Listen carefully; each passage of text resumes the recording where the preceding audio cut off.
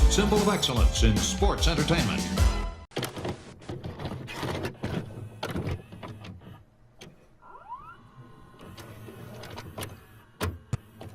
As cold as a razor blade, as tight as a tourniquet, like the skin on a dying man.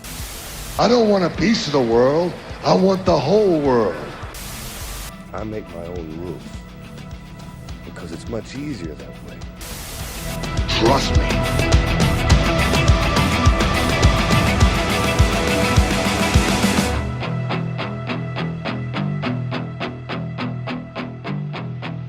What's up, everybody? It's Marcus D'Angelo, and we are here for a bonus episode of The Snake Pit. And if you're watching us on YouTube, that is not Jake the Snake Roberts there. That is none other than Nickla Roberts, better known to fans as Baby Doll. Nickla, thank you so much for being here today.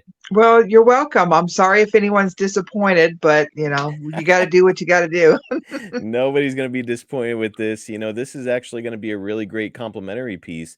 Jake and I just did an episode about WCCW and his brief time there. And of course, you are a big part of that. So it just seemed right to have you come on and have a chat with us about it. Right. What a way to start into the wrestling business, because I've been in the business like all my life, like selling tickets and setting up the ring because my dad had promoted. But whenever I first got into the business, Jake the Snake Roberts actually opened up the door to the TV studio because we had to do TV on Friday mornings in Dallas. So it was our first day starting with the promotion, the first time on TV. And so I'm walking up to the TV studio and I'm all excited and going to do promos and hang out with the guys. And Jake opens up the door for me. So that's kind of the introduction to professional wrestling, was Jake opening up the door. So it was very cool. Like he literally held the door to get it into the studio? That was it. Yeah. Hey, come on in. Welcome to my world. And little did I know. Did you know who he was at the time? Let me think. No, I'd never met him, never been introduced to him, had never watched his work, which makes it even more cool. Yeah, that is so unique. And we'll talk about your relationship with Jake. Before we get there, I do want to ask, how did your run with WCCW come to be? This was essentially you breaking into pro wrestling, right? Right. It was just the two times that I really had big breaks into the business. I was literally at the right place at the right time with the right people. I had heard my mom and dad talking about that they were needing a girl for Gino, that the angle had gone, the storyline had gone somewhere where, like, Valerie had to go to rehab. She had stepped out for a little bit. The fans didn't really know that, but she had stepped out, and they had brought in Stella Mae French, which was her truck driving auntie that carried an axe handle and beat up truck drivers in the parking lot for fun. So they had brought Stella in to take Sunshine's place while Sunshine was on the mend.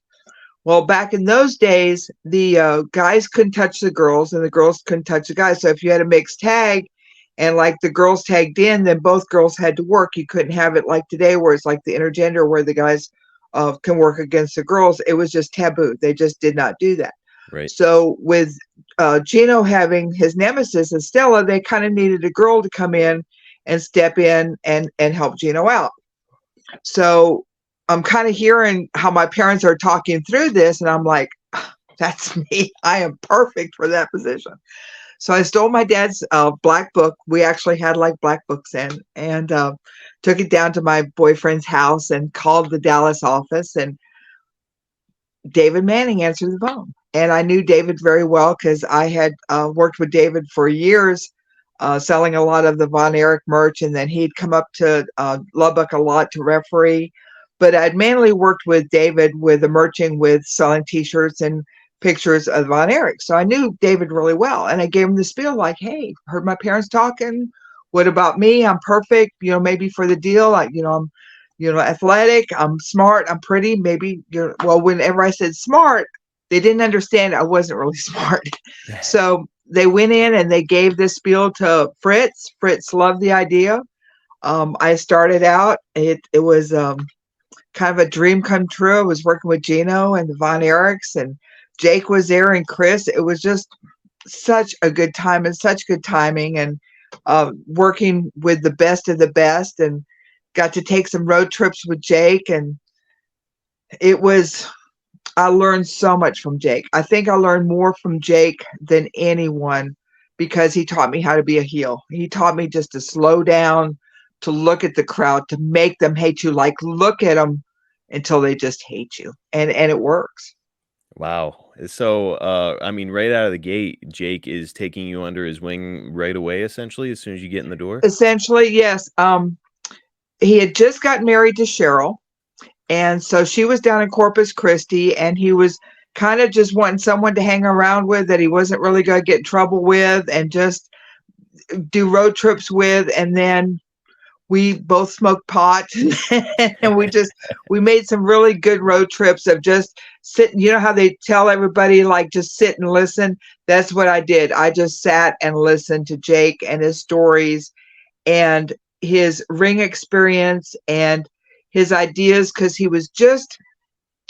had had enough time in the business where he was making a name for himself, and he had had just enough time in the business where he was starting to get the gimmick going of Jake the Snake, and the slow and the methodical and the really just the best interviews. And it was just all starting to click at that point of putting it all together of what Jake was going to be in WWE. Yes, you could definitely kind of see the early seeds of what he was about to become with WWE. And as I'm going back watching a lot of this stuff, I'm fresh eyes on it. I've never seen any of this WCCW stuff before, and like I'm kind of getting into the storylines because it's fascinating the way that they put it all together. Oh yeah. Now, well, go way back, like when they first brought Sunshine in, and with Jimmy Garvin and David Von Erich and the vignettes that they were going, and then about 2 years later, how it just all progressed. It was just magic how everything just pulled it together. It really did. yes, it's a pretty well constructed storylines, and that's despite the fact, according to Jake, whenever we did our episode, he was saying that it was kind of chaotic behind the scenes, and it's there were bookers and people in charge of booking, but not everything was always smooth. Some of the stuff was kind of last minute. It wasn't. There were so many Indians and very few chiefs, and everybody was trying to be, to put, because they could see like how successful it was. So you've got the Von Erichs doing their storyline. You've got Chris wanting to do what Chris wanted to do. You've got Gina, of course, doing what Gina wanted to do. And then Jake coming in and wanted to be a totally different heel than everything else that has come in.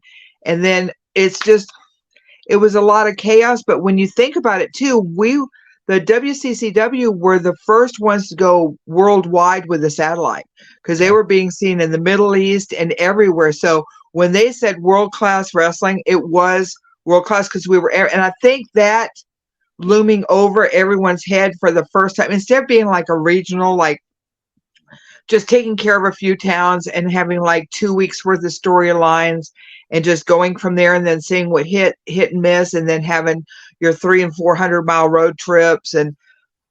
But now it's worldwide. What are we going to do with this? Right. We can't be just this little world-class sportatorium. We need to be universal pretty much. And I think that was very daunting for some people. And I think it was very scary. And when people are scared and frightened, they act kind of weird.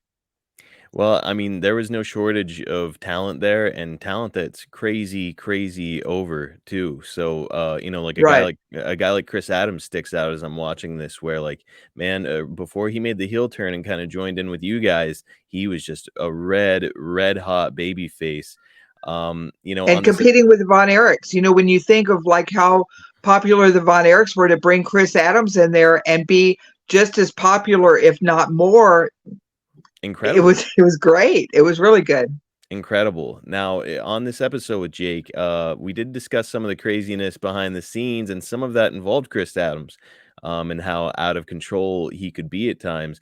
Do you have any stories about working with Chris and some of your experiences with maybe him being off the I rail? was very fortunate, because I think with my dad being a promoter up in Lubbock, and my dad having a promoter of the reputation of like he wanted to protect me, and like, I better not mess with Nick.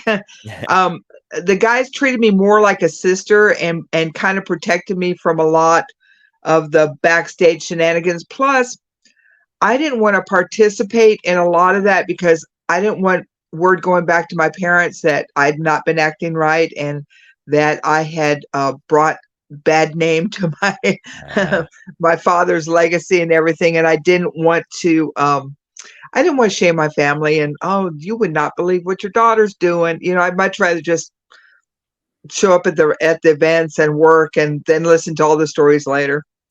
Smart. It's a lot safer that way, and it's a lot cheaper. Absolutely. And somebody or rather something else that Jake said is that, speaking of out of control, the Von Erichs could be a little bit out of control as far as like no shows and showing up inebriated and dealing with that kind of thing. So I mean, you didn't necessarily have to be part of the party scene to see what was going on with the Von Erichs at the time. Would you agree with that assessment by Jake? It was, and from the point of my dad, because my dad promoted up in Lubbock, and no one wanted to come to Lubbock because it was a dry county. You had to go out of the city to get a 6-pack of beer or 12-pack of beer. You had to actually go outside the city limits. It was like 11 miles out there, and then it was a strip. It was crazy.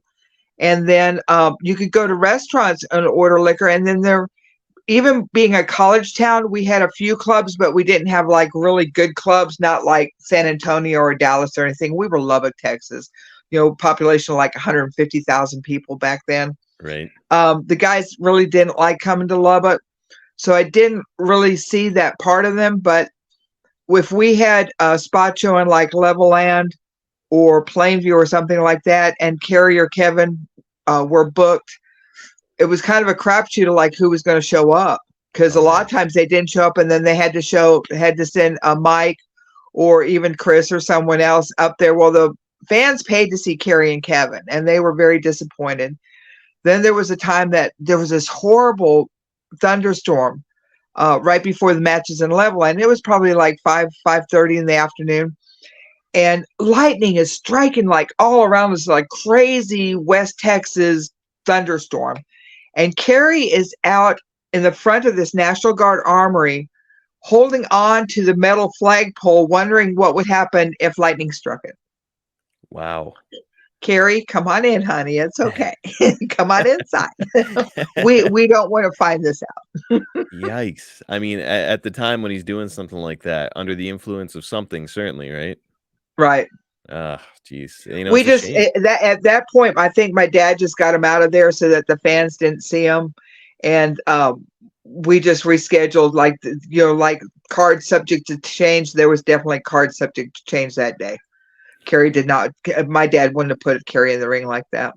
And Jake talked about, his frustration, due to the fact that, the Von Erichs were unreliable, but then also the Von Erichs were getting good payoffs while he was saying that his pay was not good at all, to the point where, he found himself kind of embarrassed to be bringing home what he was bringing home to his wife and family. Right. Can you speak to that at all, as far as like, what the pay was like? I didn't have anything to compare it to, because this was the first time I'd worked. And now, to me, I was making good money, because I, worked for my dad with his promotion. I made really good money, but not like on the road money. Okay. And I was just, I wasn't taking bumps. I was only going out there for one match. Wasn't really doing promos or things, like I wasn't. So it wasn't my point to go in the booking office and go, hey, I made 150. I probably should have made 250. I mean, and then to me, it's kind of rude to talk to people about their money. Yeah. So I didn't know. I was just happy to be there. So you mentioned your relationship with Jake and how instrumental he was in helping you. Can you talk to us a little bit about your relationship with Gino as compared to Jake? Gino was Gino. I did one road trip with Gino, and we went to Abilene. He picked me. We met in the Northland Park Mall parking lot, I think, and I dropped off my car. We got in the vet and went to Abilene. Worked the show. He said that he had something come up. He had to go to Houston, and I rode back with the referees, and that was it. It was very businesslike. It was what you see with Gino on TV is very much Gino in real life. It's crazy that the Dark Side of the Ring Yes. actually taught me more about Gino than I even knew about him. And I knew Gino for years Wow. before I'd actually worked with him. So I thought that was kind of cool how Dark Side of the Ring kind of smartened me up. Did you know Gino to be paranoid? That was something that Jake talked about, was that he was very paranoid. Now that I look back at it, yes. Yes. He it was almost like OCD, like he had to like lock things and unlock things and lock things. I noticed that like with his car, like Mm. he would lock it and unlock it and different things like that. Um, with Dark Side, it kind of showed me, like just kind of the craziness with it. Like he actually was living like 4 different lives. And it was just scary, like he kept everything all together for so long and it was so chaotic. So just chaotic. It is scary looking back on it, what he was going through, and how substances kind of had taken control of him in many respects. Jake had told the story about how maybe Gino was a little bit less, inclined to help you out, or a little bit more resistant to having you around because of your size as compared to his There and was your a couple. size. See, Jake's like 6'6", so I had no problem standing next to Jake. Right? And then I guess Gino's like 6 foot 6'1", but they wanted me to be tall and big and intimidating. So Yeah. And I mean, you are what, 5'10"? I'm right. Well, I'm like 5'9" now because I'm older and I'm shrinking. It's just so weird because I was like looking, I was like, I'm not as tall as I used to. Yeah, I'm like 5'9" now, but I was right at 5'10", almost 5'10 and a half. Wow. And wearing heels. So, I mean, you were probably I looking was like all of, right at 6 foot. Yeah. wow. Wow. Pretty impressive. Well, you come in billed as Andrea, the Lady Giant, which is clearly a reference to Andre the Giant, and Right. they're also calling you Nickla from time to time. What did you think of this name and the punk rock style of your gimmick? I hated Andrea. Yeah, I still hate it because it was kind of a diss on Andre, and I really love Andre, and I knew Andre since I was a little girl. They could have come. Even Nickla's impressive, and everybody kind of knew me as Nickla before then. right. So I didn't really call myself Andrea. I called myself Nickla, and then like Mercer and the announcers were all still called me Nickla every once in a while. So it's I would much rather have been that way than Andrea, but Yeah, it's wrestling. it doesn't quite work. At least I didn't think so. And yeah, whenever they call you Nickla, I was like, it's cool because it's like your father was Nick Roberts, and he's a local guy there in Texas. So like, it sort of makes sense for them to play off your And it's kind of lineage. Viking chick too, because I'm like German, Norwegian, and Swedish. I'm like actual Viking chicks, and Nickla kind of goes with that. So yeah, it worked. Yeah, yeah, it was perfect. Now, your time in WCCW doesn't really last very long. According to the research I Mm. did, looks like you made the jump to JCP in December of '84. How did that whole situation come to be? Well, when we did the Cotton Bowl show where Sunshine came down out of the helicopter and looked fantastic, that's what they wanted. They wanted Sunshine to go do rehab, come back, be healthy, be strong, look great. And she did that. Oh my God, she looked like a movie star. So, pardon me. Whenever she came back and she was going to take the spot, that's just what we had. I'm sorry, I'm moving around so much. No, no, it's okay. Um, so that was it. We knew that we knew our time was up. How much are we going to get? But we did get the reunion arena show. We got a lot of really good bookings even after that. And then Stella and I had 2 shows in Florida, the Christmas Day and the day after. We had worked out a deal because with Eddie Graham and they were close promotion and everything like that. So we had Tampa and Miami. And I knew Michael Hayes was booking in Florida, and I knew Michael forever. I mean, it's just like I used to pick him up at the airport to go work for my dad. So I knew Michael fairly well. And whenever I went to go talk to Michael, whenever I landed, the story about Jack Daniels and the Freebirds, absolutely true. So What story whenever is I that? landed, I got to rent a car, went to the first liquor store, and I bought one of those the biggest bottle of Jack Daniels I could find. It was like a display thing. It was huge. It was probably 2 gallons. Wow. And went in there. Hey, Michael, how are you doing? I haven't seen you in forever. And, I'm looking for a place to go and maybe you could use it. He says, well, he was getting ready to close down Florida because it had slowed down. He said, I'm really not going to do anything until January, February, and then I'm going to open back up. But he says, you need to go talk to Dusty. And as he put it, he said, Dusty's getting ready to blow North Carolina up. He said, that's where you need to go. So he says, you know him? And I was like, yeah, I know Dusty. He says, well, Tully's in there too. And he says, and I was just like, I've got this. I wanted the bottle of Jack Daniels back, but it was already gone. So I went across there and Dusty is sitting in the chair and Tully's like to the right-hand side of him. They're just standing there like talking. And I gave him the spiel like, hey, I've been working with Dallas. I told him everything and that I'd really like to keep going and be on the road. And I really like this part of wrestling. Well, you can see that something sparked, something between both of them. Well, I had no idea that they were looking for a girl for Tully at that time. They had actually had a contest for a couple of weeks looking for Tully's perfect 10. They were looking for the perfect woman to accompany Tully to the ring, to take care of all of his needs outside of the ring, to travel with him, to be the perfect woman. And they'd already done vignettes on this, had already done promos, they'd already gotten pictures and videos. You should see the pictures and videos. They were classic. So started talking about it, and they kind of, okay, yeah, this might work. And they told me, that they'd been looking for a girl and that they were going to think about it. So sure. So I went to go do my match. And whenever I was walking to the ring, I noticed that Dusty is standing outside of his dressing room door and Tully is standing outside of his dressing room door. Okay. In my mind, I'm thinking if they're still there after my match, I've got the job. If they're not there, they weren't interested, I'm done. Yeah. So I have my match. I did really well. Got over. Look back over. They're both standing there. I was like, yes, I've got the job. And sure enough, Right. I got the phone call that I got, hey, can you be here like the end of February? Sure. No problem. I can be there. So then it got, well, we were thinking about it. Got another phone call. Need you here like the middle of February. Can you work that out? Yeah. Whenever you need me, I can be there. So then it was just like, can you be here Tuesday? So sure.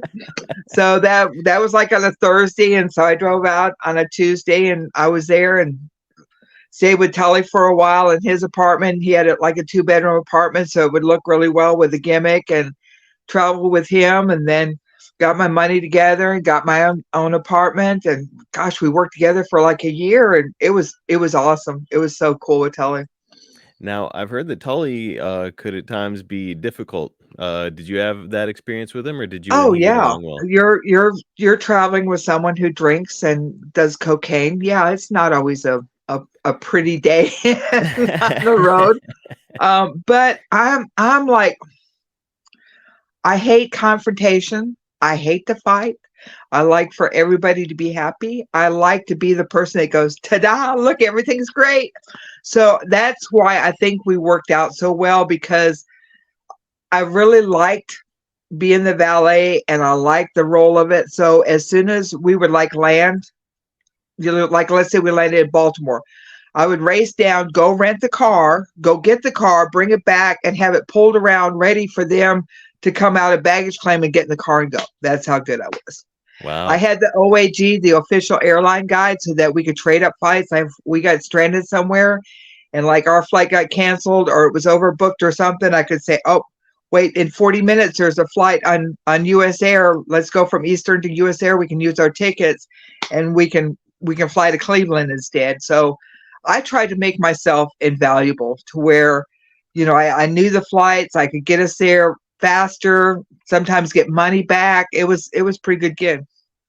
Now, I know that you would end up marrying Jake's brother, who would be come to know by fans as Sam Houston, and I think I've heard that there was an issue there in JCP with the two of you being together. Is that true? Oh, yes.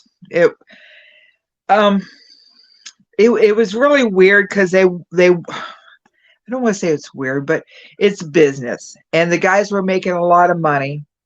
And it was like everyone's really successful. They didn't want anything to upset what was going so well.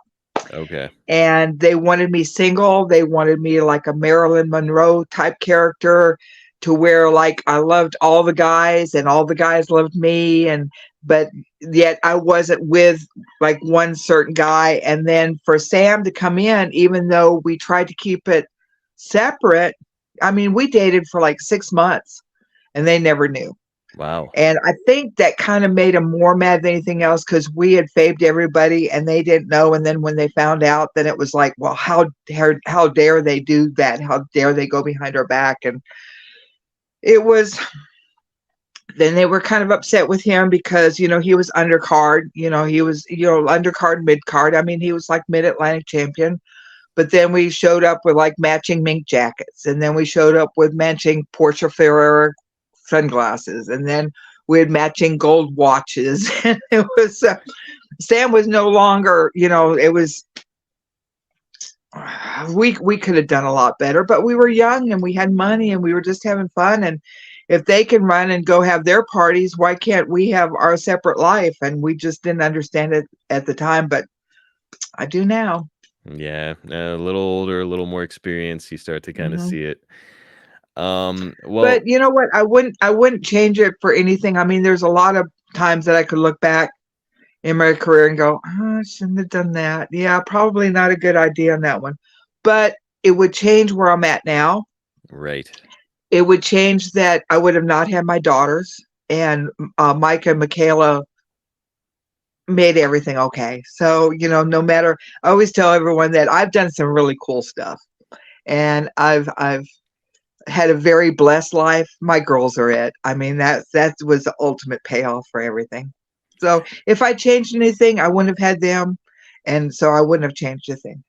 Right, and I believe it's before you had your girls, you actually had a tryout with WWE. I think it was like 1988.